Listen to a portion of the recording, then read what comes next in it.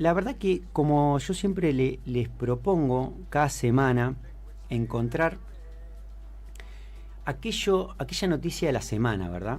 Y siempre lo considero un desafío, porque de hecho nosotros en finanzas tenemos este tema de que tenemos demasiada información, ¿no? Y creo que el gran desafío de todo esto siempre es tratar de dilucidar y saber dilucidar qué es importante de aquello que no lo es. Y este creo que es uno de los grandes desafíos.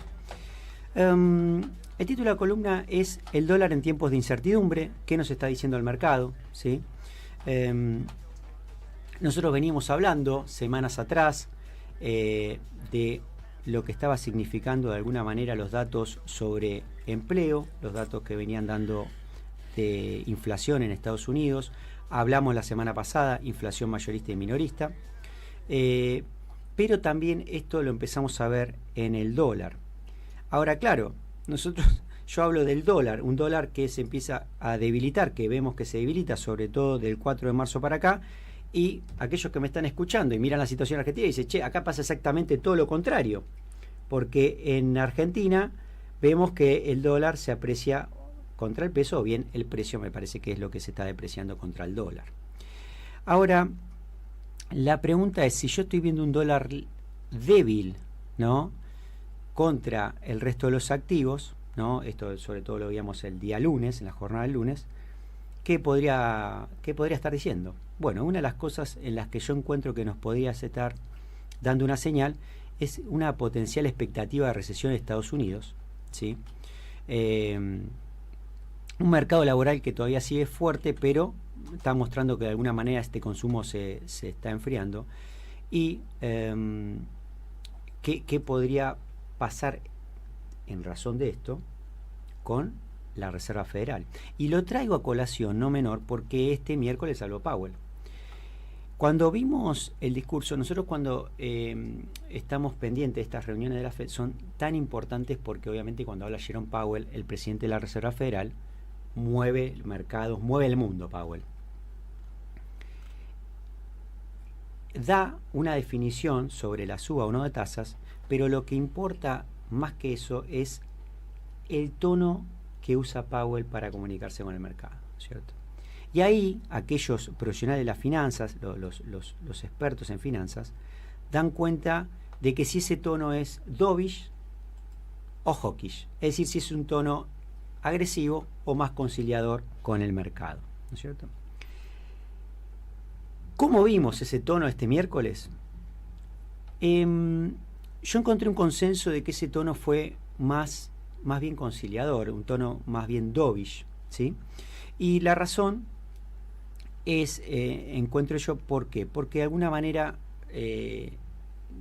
digamos, lo que está diciendo Powell es un poco lo que nos pasa a todos, los profesionales de las finanzas, es no sabemos cómo va a continuar la película de tarifas de las cuales estuvimos hablando en los programas anteriores, ¿no? Recordémonos que Trump, ya promesa de campaña, pero después cuando asumió no dejó lugar a dudas, empezó como las tarifas bilaterales como una herramienta de presión económica contra propios y ajenos, contra ajenos como China, contra los propios como lo que es México, Canadá y Europa. Powell en este sentido está en foca cero igual que nosotros. Powell dice, yo de alguna manera no sé cómo va a ir, me quedo expectante, pero el tono dovish lo encontramos en donde él dijo que no ve un camino de recesión claro, ¿sí? Y que de darse esto sería un poco más transitorio que duradero. Esto no generó grandes reacciones en el mercado, por lo menos vimos una leve mejora, pero al final de rueda esto terminó como empezó. El dilema es grande que tiene la Fed, porque como venimos comentando, la Fed tiene un mandato dual, ¿sí? No solamente la Fed tiene que estar para cuidar la inflación, el valor de la moneda, sino tiene un mandato dual que tiene que ver con la macroeconomía, que tiene que ver con el empleo.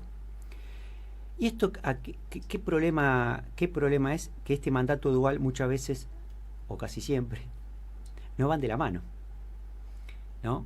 Porque imaginemos ahora, ¿no? Nosotros decimos, bueno, Trump está con todo este tema de comercial, de las tarifas, esto genera un problemón y genera una transesión, como le dicen los demócratas, no decir sería una recesión causada por Trump. Esto es lo que dice la biblioteca demócrata, ¿no? Es decir, la biblioteca demócrata de alguna manera dice, acá no había ningún problema, todo esto lo está generando él, nosotros no tenemos nada que ver. Si esto fuera así, bien se podría solucionar con una baja de tasa, ¿no es cierto? Bajan las tasas y el mercado se acomoda. Pero por otro lado, tenemos el tema de la inflación. Y que si baja las tasas, podemos tener calentar de nuevo la infla. Por eso digo que esto nos deja muy expectante para lo que viene, ¿sí? Porque verdaderamente vamos a ver cuál es la prioridad mayor de la Fed. Creo que esto lo vamos a conocer este año. Por ahora se determinó este miércoles que de alguna manera vamos a tener 2 bajas de tasa para este año, 2 bajas de tasa para el siguiente, ¿sí? Y bueno, de alguna manera ver con los datos después de abril, porque acordémonos que el 2 de abril es la definición de las tarifas, ¿sí? La noche del primero, ahí vamos a estar pendientes del tema, pero de alguna manera me parece que vamos, por lo menos vamos a estar viendo a un Powell entre la espada y la pared. Me gusta mirar la película más que la foto. La película de alguna manera nos va contando que del 2022 para acá la inflación fue cediendo, que de alguna manera Powell daba cuenta en aquel momento de que iba a ser un soft landing. El mercado en una parte le descreyó, bueno, por aquel desliz que tuvo, que cuando dijo que de alguna manera la inflación iba a ser transitoria, creo que quedó sobrecastigado ahí. La Fed creo que no cometió un error en los últimos 10, 11 años. Powell ahí no fue asertivo, pero me parece que la película va marcando otro contexto, ¿no? Y acá lo traigo siempre lo que a mí me gusta, lo de las finanzas de comportamiento, porque de alguna manera uno ahora tiene presente estos datos negativos, pero si uno mira un poco el contexto, o sea, la película, de dónde venimos y cómo estamos yendo, me parece que no debería este momento actual tan pesado, ¿sí? Tapar lo otro. En Argentina tenemos otra historia, ¿no? Porque en Argentina tuvimos esta semana perdiendo reservas, ¿sí? Tuvimos un acuerdo o sea, de alguna manera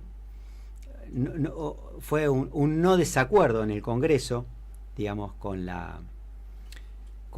el paso del DNU por allí y el acuerdo con el fondo, algo que de alguna manera usamos el dólar como termómetro acá en Argentina, porque siempre fue aquello que nos daba precio, una identidad, pero de alguna manera lo que estamos viendo también, que el dólar no solamente es un termómetro de Argentina, sino que también puede ser un termómetro del mundo.